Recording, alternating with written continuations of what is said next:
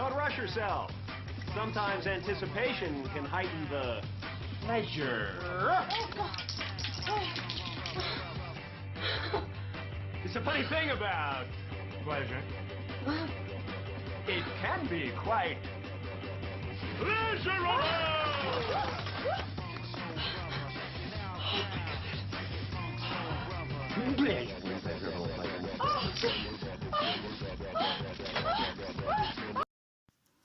Bonjour à tous.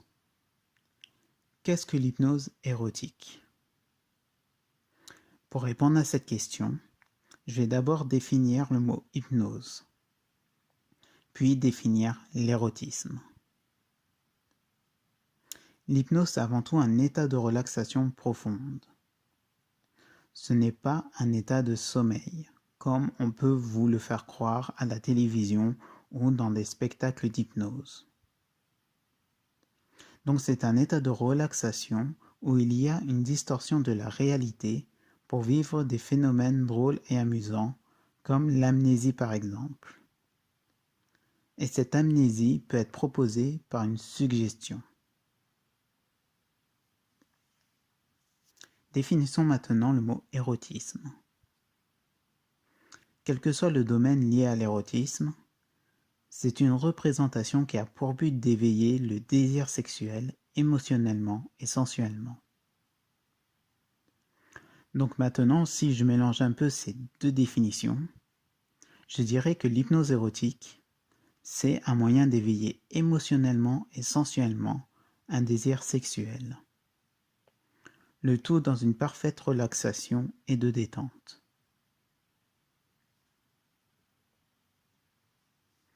Que peut-on faire avec l'hypnose érotique? Tout d'abord, elle permet de mieux comprendre la sexualité et d'éliminer des croyances, enfin des fausses croyances, qui bloqueraient l'épanouissement total dans sa vie sexuelle. Elle peut donc servir à des fins thérapeutiques, comme par exemple pouvoir se détendre et se relaxer, pouvoir lâcher prise, supprimer des blocages, corriger la baisse de libido, ou encore corriger l'éjaculation précoce, et encore plein d'autres. Elle peut aussi, si vous êtes en couple, sortir de la routine au lit.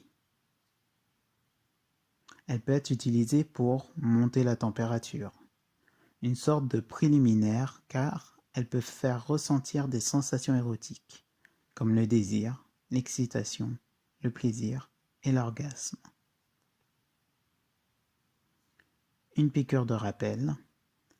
Les suggestions proposées fonctionnent uniquement si ce n'est pas contre une valeur profonde de la personne hypnotisée. Par exemple, si la personne n'aime pas l'orgasme ou elle a peur de ressentir l'orgasme, et ça existe, ou encore si elle ne vous fait pas confiance, vous n'arriverez pas à lui faire ressentir cet orgasme. Donc même si j'ai dû acquérir de l'expérience en hypnotisant des personnes qui ne me connaissent pas, je vous le recommande de le faire avec une personne qui vous fait vraiment confiance. En général, c'est la personne avec qui vous êtes en couple. Vous pouvez très bien aussi le proposer à des personnes en matière de séduction, lorsque vous êtes déjà à l'aise entre vous. C'est-à-dire que si la personne en face de vous a déjà le désir de coucher avec vous, vous pouvez lui proposer une petite séance d'hypnose érotique. Et je mets un warning en matière de séduction, surtout, principalement pour les mecs. Restez gentleman, d'accord? Ce n'est pas parce que elle a dit oui pour faire une séance d'hypnose érotique qu'elle va dire oui pour coucher avec vous. D'accord? Avant tout, les femmes aiment un homme qui savent se contrôler. Donc pouvoir donner, et croyez-moi, pouvoir faire ressentir à une fille des sensations fortes sans même la toucher. C'est très original. Et si par-dessus, vous n'en profitez pas pour lui sauter dessus, alors là, vous aurez des points en plus. Voilà. Alors, c'est un nouveau format de vidéo que je fais en format podcast parce que j'ai pas forcément une caméra devant moi, d'accord? J'ai qu'un seul micro, donc je le fais en forme de podcast. Vous pouvez déjà retrouver l'article qui est déjà écrit sur mon site hypnoérotique.com.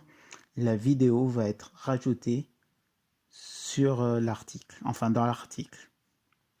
Donc, si vous avez aimé cette vidéo et si je vous ai appris quelque chose, n'hésitez pas à cliquer sur le pouce bleu et à faire partager cette vidéo.